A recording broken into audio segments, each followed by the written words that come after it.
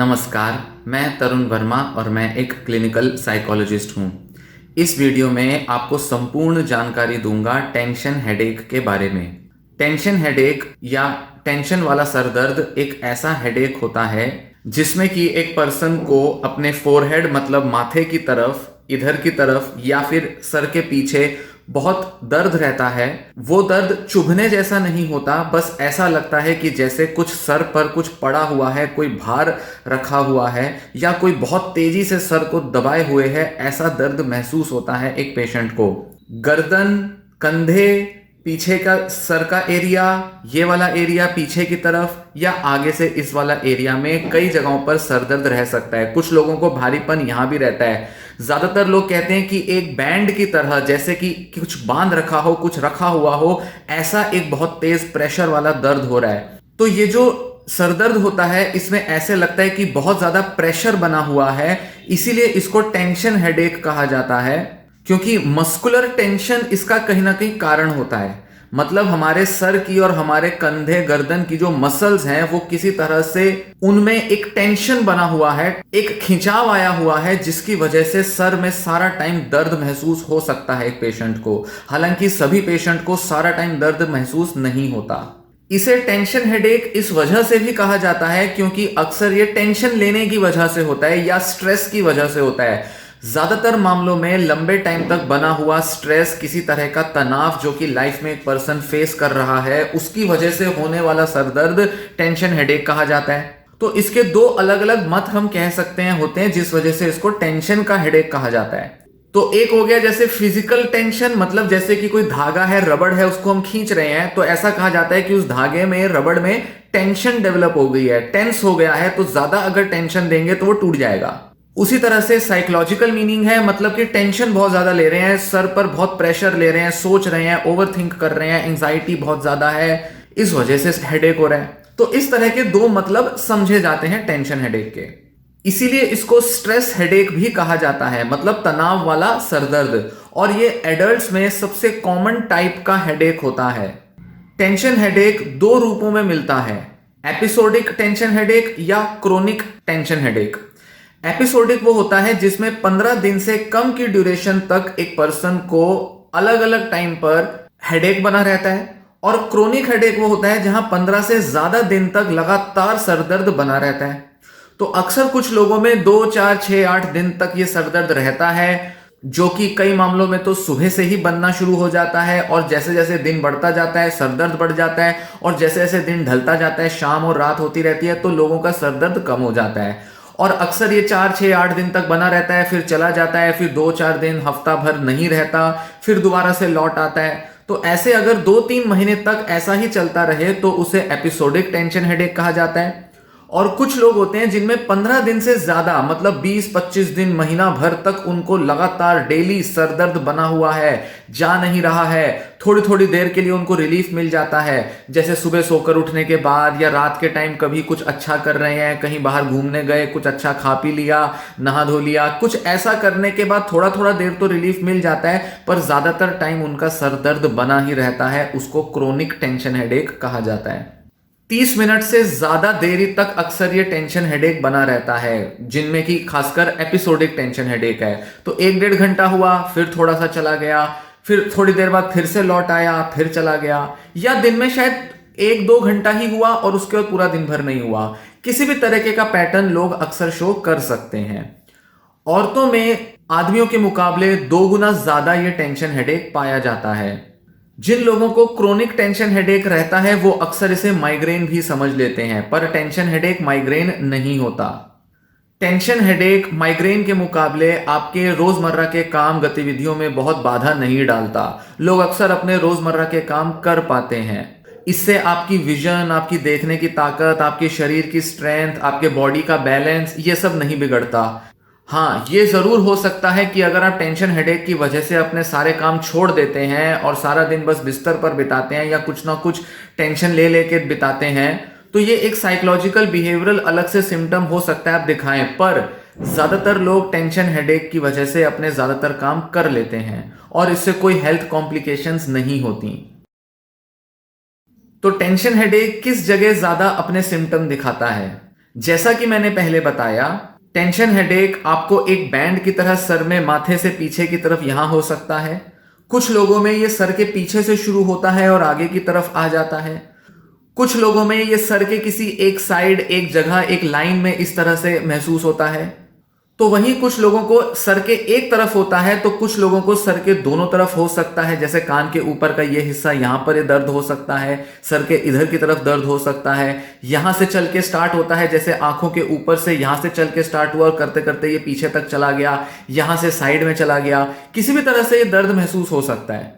कंधे की, गर्दन की, यहां की पीछे की मसल्स बहुत ही टाइट, बहुत ही जकड़ी हुई महसूस होती हैं। ऐसा लगता है कि बिल्कुल जाम हो गई हैं, हिल नहीं पा रही, ऐसा भी महसूस हो सकता है। सर भी ऐसा लग सकता है यहां पर, या तो किसी को बहुत ही नम्ब सा, बिल्कुल जैसे कि कुछ सुन्न सा है, महसूस नहीं हो रहा, ऐसा भी महसूस हो सकता है लोगों को। तो अलग अलग सिम्टम्स लोग इस तरह से शो करते हैं। और जैसा कि बताया कि कुछ लोगों में तो सुबह से ही बना रहता है, जैसे कि क्रोनिक टेंशन हेडेक है। पर ज्यादातर लोगों में ये दिन के टाइम, जैसे मान लीजिए सुबह 7-8 बजे उठ रहे हैं, तो शायद 11-12-1-2 बजे अक्सर शुरू होता है और शाम तक आते आते वो काफी हद तक कम भी हो जाता है। इनकी वजह से कुछ और सिम्टम्स एसोसिएटेड हो सकते हैं टेंशन हेडेक के दौरान, जैसे कि सोने में दिक्कत आ सकती है, चिड़चिड़ापन हो सकता है, गुस्सा आ सकता है, शरीर में थकान, टायर्डनेस महसूस हो सकती है, अपना काम करने में ध्यान नहीं लगता, कंसंट्रेशन प्रॉब्लम्स आ सकती हैं। कुछ कुछ लोगों में मेमोरी कंप्लेंट्स भी देखने में आती हैं। कुछ लोग जिनको थोड़ा एंजाइटी प्रॉब्लम्स भी होती हैं, उनमें लाइट या नॉइस को लेकर, आवाजें हैं, बहुत ब्राइट लाइट्स हैं, उसको लेकर बहुत सेंसिटिविटी हो सकती है।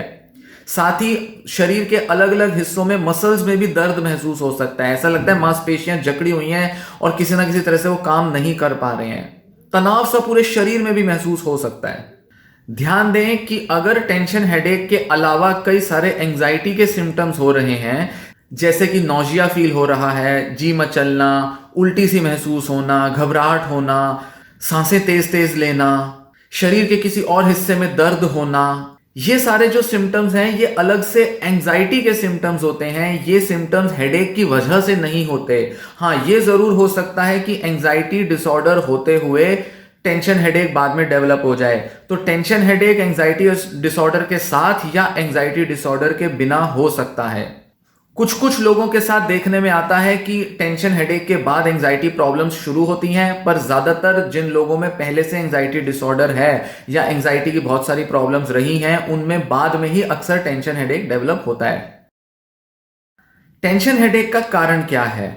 टेंशन हेडेक का एज सच तो कोई सटीक कारण वैज्ञानिकों को नहीं पता, पर अक्सर यही होता है कि बहुत ज्यादा तनाव, स्ट्रेस लेने की वजह से, बहुत लंबे समय तक अगर लाइफ में किसी तरह का स्ट्रेस हो तो टेंशन हेडेक हो सकता है। गलत पोस्चर में सोने या काम करने की वजह से भी टेंशन हेडेक हो सकता है, जहां नेक की और आपके सर की मसल्स में बहुत खिंचाव आता हो।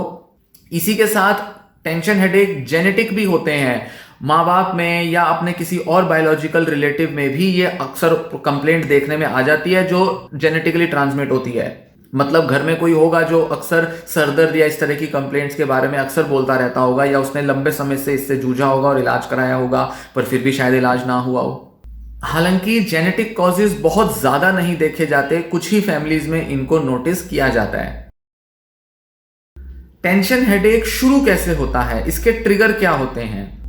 टेंशन हेडेक, जैसा कि मैंने बताया पहले, कि टेंशन लेने से ट्रिगर हो सकते हैं, स्ट्रेस की वजह से हो सकते हैं, घर का काम बहुत ज्यादा है, वर्क पे एडजस्ट नहीं कर पा रहे हैं, फ्रेंड्स, फैमिली, रिलेशनशिप्स में प्रॉब्लम्स आ रही हैं, घर में कुछ इकोनॉमिक फाइनेंशियल इश्यूज चल रहे हैं, प्रॉपर्टी डिस्प्यूट्स चल रहे हैं, घर में लोगों की बनती नहीं है, शादी होने के बाद, नए घर में जाने के बाद महिलाओं में अक्सर टेंशन हेडेक देखने में आता है। बच्चा पैदा होने के बाद काफी सारा स्ट्रेस और रिस्पॉन्सिबिलिटीज आ जाती हैं, जिससे महिलाएं जूझ नहीं पाती, टेंशन हेडेक के सिम्टम्स दिखाती हैं। किसी तरीके का अगर रिलेशनशिप में कॉन्फ्लिक्ट बहुत बढ़ जाए, डिवोर्स का केस चल रहा हो, हस्बैंड वाइफ सेपरेट हो गए हो, या हस्बैंड का एक्स्ट्रा मैरिटल अफेयर पता चला हो जिसमें कि वाइफ बहुत ज्यादा स्ट्रेस लेती है, सोचती रहती है, तब भी ऐसे केसेस में टेंशन हेडेक के सिम्टम्स देखने में आते हैं। और जैसा बताया, महिलाओं में आदमियों के मुकाबले ज्यादा होता है।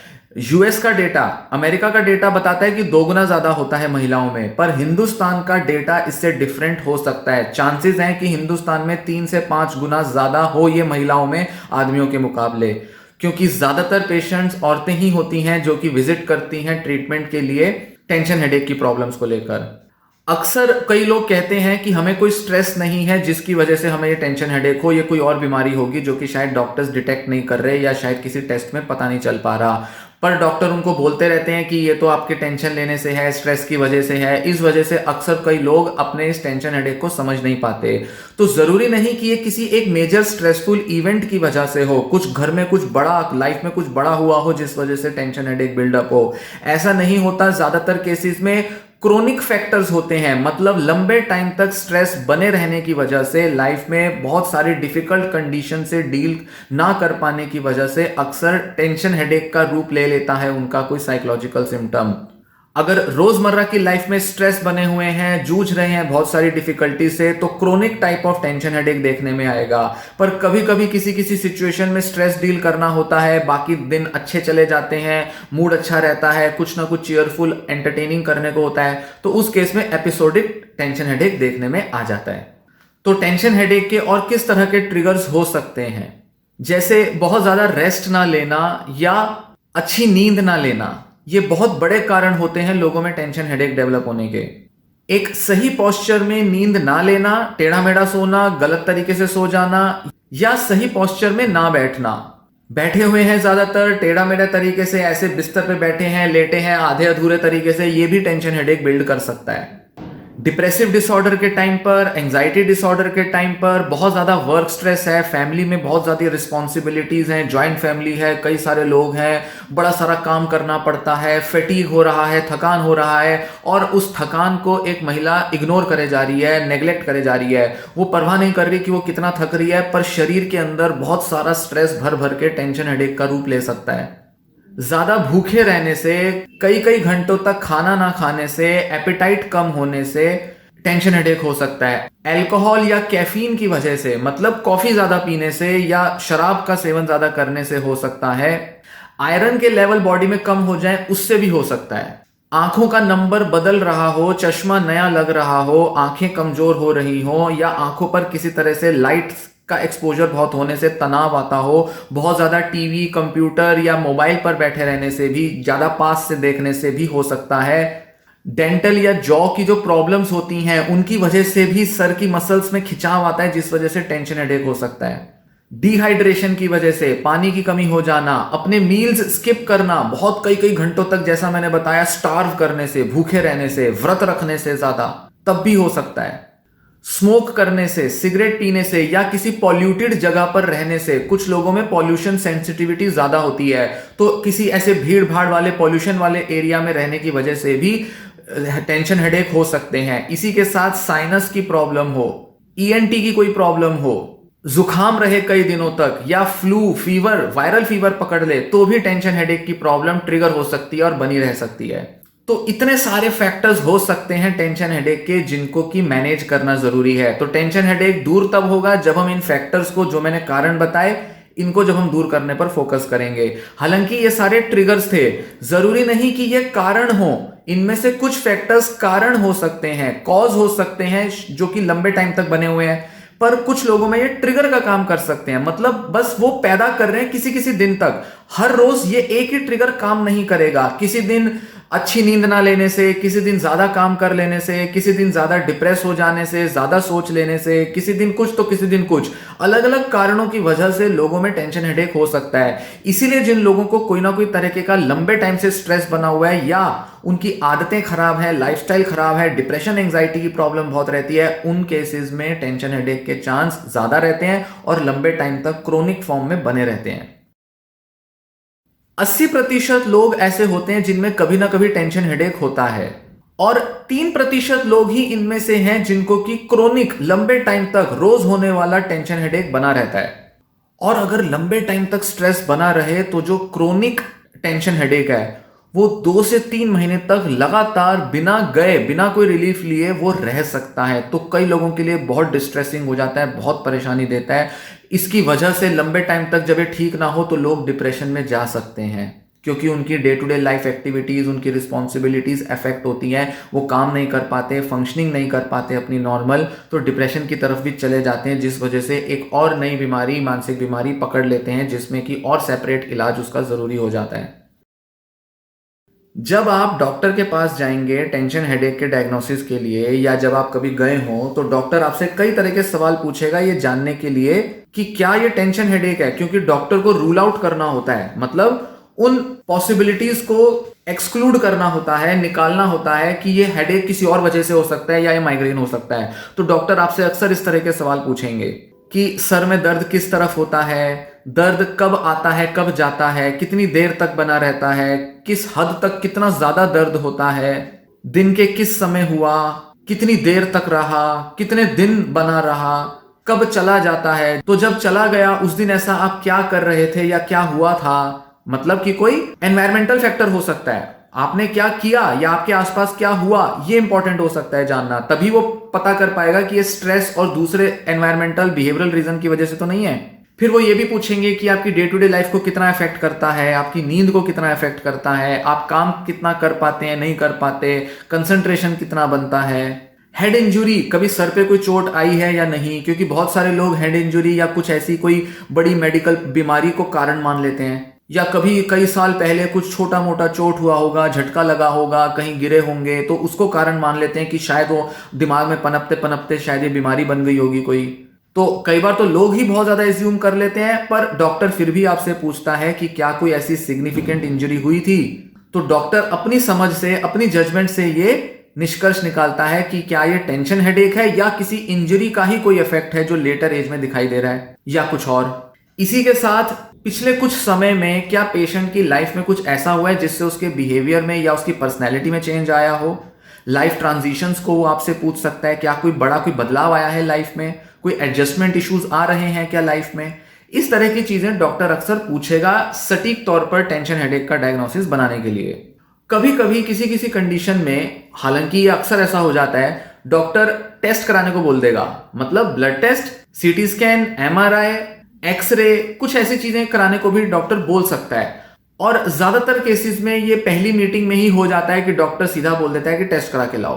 तो टेस्ट कराने पर डॉक्टर ज्यादा अच्छे से रूल आउट कर सकता है कि क्या ये टेंशन हेडेक है या किसी और बायोलॉजिकल मेडिकल कॉज की वजह से हेडेक हो रहा है। इस वीडियो को मैं यहीं समाप्त करते हुए इसका आगे का पार्ट, मतलब कि इलाज के बारे में, मैं नेक्स्ट पार्ट में आपसे डिस्कस करूंगा। ये इस टॉपिक का, इस वीडियो का पहला पार्ट है। सेकंड पार्ट के लिए आप डिस्क्रिप्शन में देखें, लिंक दिया हुआ है, उसमें मैं आपको इलाज बताऊंगा कि टेंशन हेडेक कैसे दूर कर सकते हैं। दवाइयों से और कुछ लाइफस्टाइल चेंजेस से, बिहेवियरल चेंजेस से हम कैसे टेंशन हेडेक को दूर भगा सकते हैं, इस बारे में मैं अगली वीडियो में आपको बताऊंगा, इसके सेकंड पार्ट में। तो ये वीडियो पसंद आई हो, वीडियो को लाइक करें, वीडियो को शेयर भी कर लें, और वीडियो पसंद आए तो चैनल भी सब्सक्राइब कर लें। ये वीडियो मैं यहीं समाप्त करता हूं। धन्यवाद।